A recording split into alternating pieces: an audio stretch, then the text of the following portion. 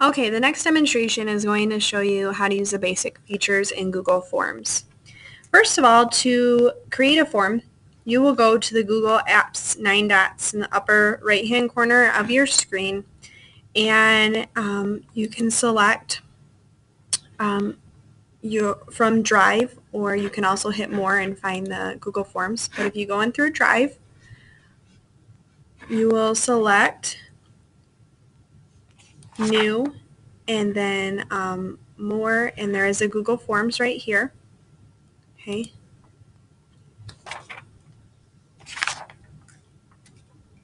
A new form will show up in your screen, as it did here, and you'll see that automatically it's going to have a few things selected, like require Gobles Public Schools login to view this form. You can unselect that, and you can select any of these options if you want automatically the username to be shown when someone takes your quiz or your survey. That's pretty handy when sending out a form to students. That way they don't have to enter their name in a box. It will just automatically collect that.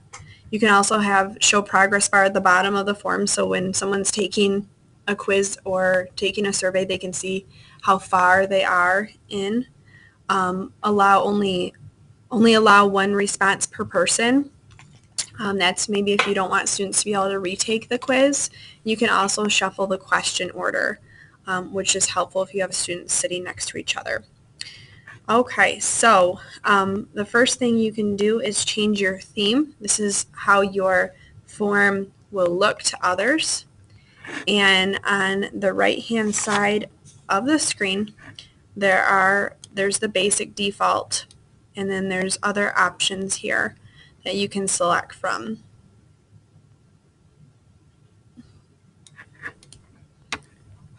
Okay. Once you've chosen your theme, the next thing that, and you can change this at any time if you decide later that you don't like that theme. You also will want to title your form, and just like any other Google app, you're just going to click up here, rename, okay, and hit OK. That'll make it easier to find later. All right, so on your Google form, you are going to have questions that you'll want to have students answer, and you go to edit questions, and the first question, you can put your question right here, and or I'm sorry, that's actually the title of the quiz goes right here, and your question is right here. You can put a help text, maybe a description if you want to define a word or help them in any way. And then you can select the question type. Now, there's several different options, and if you want the most popular ones are probably the text, paragraph text, which is just a little bit longer, multiple choice. There's check boxes, there's lists, you can do a grid. So maybe for this one I'll do multiple choice. And you're going to put your options in.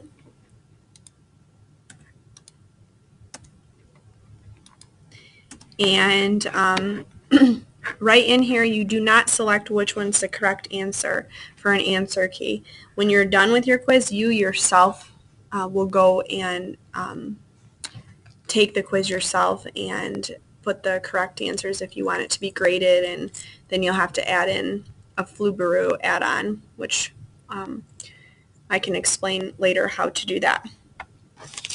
All right, so when you're done with your form, by the way, to add more questions, you just go add item, and that's going to add another question. Okay, so you do that. When you're all finished with your quiz, you can publish this form.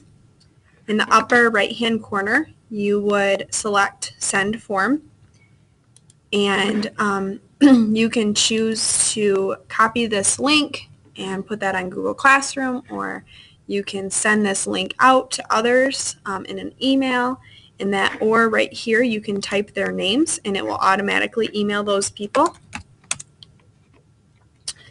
and the form will be included, and then you would select the done, the send, and it will automatically send that to them. To view the responses as people are taking the quiz or when people are finished, if you want to view the responses, you select view responses. It also will tell you how many responses you have.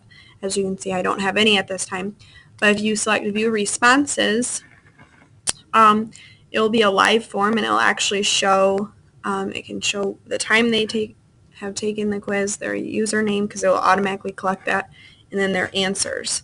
So you will see those in here. Okay, so that is all that you need to know at this time for the Google Forms app.